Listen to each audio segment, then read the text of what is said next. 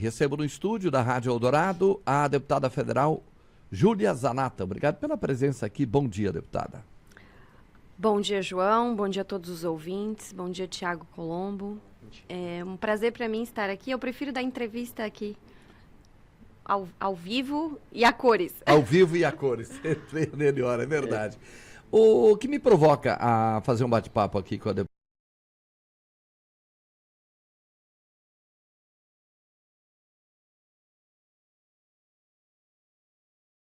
Recebo no estúdio da Rádio Eldorado a deputada federal Júlia Zanatta. Obrigado pela presença aqui. Bom dia, deputada.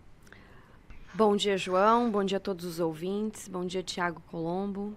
É um prazer para mim estar aqui. Eu prefiro dar entrevista aqui ao vivo e a cores. Ao vivo e a cores. Melhor, é verdade. O que me provoca a fazer um bate-papo aqui com a deputada Júlia Zanatta é que na semana passada teve um evento na Argentina, deputados, tem esse rótulo de deputados bolsonaristas, lá estiveram, e a discussão foi sobre liberdade de expressão. O que foi exatamente esse evento, deputada? Exatamente. Na quinta-feira pela manhã, quinta-feira era feriado aqui, né, Corpus Christi, nós fomos até Buenos Aires a convite da deputada nacional, lá se fala, né, deputada nacional Maria Celeste Ponce, que foi eleita ali junto com o Milei. E fomos convidados, eu, Eduardo Bolsonaro, Marcel Van Hatten e o deputado Rodrigo Valadares do Sergipe. Então tá aí Novo, União Brasil e PL. Esse trabalho internacional já vem sendo feito pelo deputado Eduardo Bolsonaro há um bom tempo. Inclusive eu conheci o Milei, João, em um evento do deputado Eduardo Bolsonaro, o CIPEC, que agora até vai ter aqui em Santa Catarina pela primeira vez, o meu esposo Guilherme Colombo está na organização do evento, nós conhecemos ele lá. Então, tu vê que é uma conexão com diversas lideranças internacionais capitaneada aí pelo deputado Eduardo Bolsonaro. Então, dessa vez, fomos lá a convite dela, porque eles queriam entender o que está acontecendo no Brasil. Eles estão olhando muito para o Brasil nesse momento, e falando sobre liberdade de expressão, censura e direitos humanos. No meu discurso, basicamente, eu falei que hoje temos presos políticos no Brasil, os presos políticos em decorrência do 8 de janeiro, que não tiveram individualização das suas condutas. Eu tive acesso a alguns processos e essas pessoas foram julgadas assim na coletividade. Isso não é possível no direito penal, na Constituição. Então, não foi um julgamento justo. Eu falava inconstitucional e ilegal, mas hoje eu falo que foi um julgamento político, certo? Então, nós explicamos também a tentativa de toda semana do governo Lula de censurar. Por exemplo, semana passada nós tivemos uma grande vitória no Congresso Nacional, porque nós mantivemos o veto 46 do presidente Bolsonaro. O que era esse veto? Era uma lei que o presidente Bolsonaro, ele sancionou algumas partes e vetou algumas partes. Essa lei, ela revogava a Lei de Segurança Nacional. E uma das partes vetadas foi essa parte que criava o crime de disseminação de fake news. Mas quem iria definir o que era fake news, João? Ninguém sabe. Então, nós não podemos criar tipos penais vagos dessa forma, porque aí entra a possibilidade do autoritarismo. Então, explicamos isso lá na Argentina. O deputado Eduardo Bolsonaro também explicou que, por exemplo, por causa de uma postagem dele na rede social acerca dos fatos ocorridos no Rio Grande do Sul e algumas críticas feitas ao governo Lula e ao Estado como um todo, que se mostrou ineficiente em alguns pontos. Nós vimos vários voluntários atuando de forma muito eficiente lá no Rio Grande do Sul. O deputado Eduardo Bolsonaro está num inquérito a pedido do Paulo Pimenta, que é o secretário de comunicação, simplesmente por ter criticado. Então, essa situação na Argentina, para eles é muito estranha, porque lá, até conversando com alguns argentinos, com a própria deputada, eles não têm uma politização do judiciário como nós temos aqui.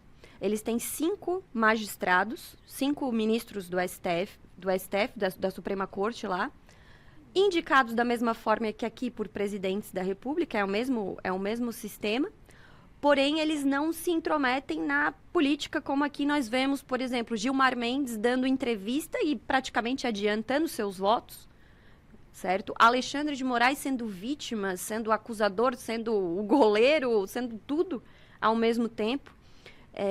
Então, eles têm uma dificuldade em entender essa questão da politização do judiciário. Inclusive, no início do governo do Milei, ele lançou aquele decretaço, certo? Com várias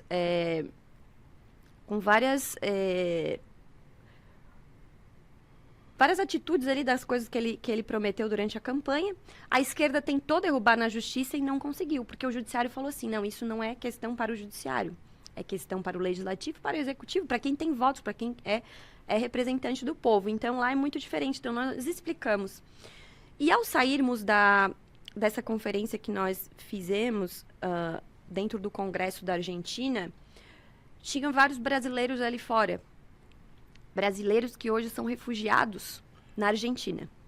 Pois é, esses brasileiros, eles estão lá. Vocês chegaram a pedir que a Argentina os receba, os reconheça, os dê a condição de asilo político? Chegou a entrar essa discussão?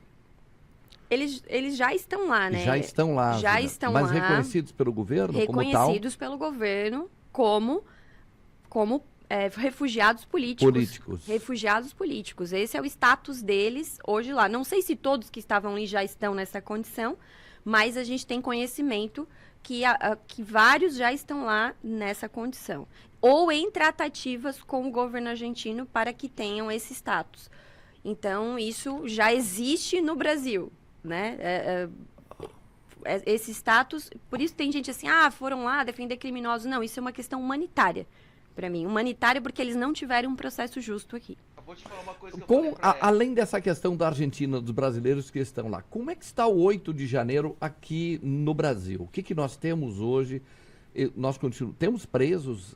Ainda temos. Ainda temos presos? 80 ainda. 80 presos. Que nunca foi dada liberdade, né? Teve os que, por exemplo, eu visitei 2 vezes o presídio da Comec, onde ficavam as mulheres.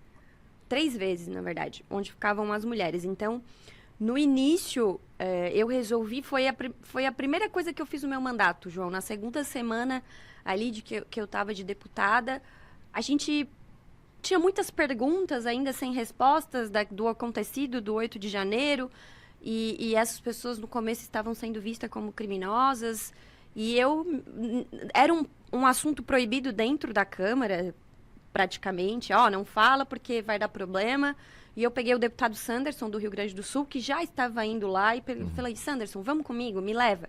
Então, eu fui literalmente olhar no olho dessas mulheres e conhecer a história delas. E a primeira coisa que elas me perguntaram foi assim, como que a gente vai ser vista lá fora? Porque são pessoas que não tinham passagem pela polícia, que não tinham nada, que não tinham motivo para ter essa prisão, certo? Preventiva. Pessoas, João, que eu conheci a história como a esposa de um policial militar lá do norte do estado, ela era dona de um salão de beleza, a Darisa, né? Ela permitiu que eu contasse a história dela, porque a gente precisava parar de falar de números e falar e humanizar essas pessoas. Certo. Então, ela esteve, João, ela chegou em Brasília, isso está tudo comprovado. Ela chegou em Brasília no dia 8 à noite, ou seja, quando as depredações já tinham acontecido. Ela sequer pisou na vida dela na Praça dos Três Poderes.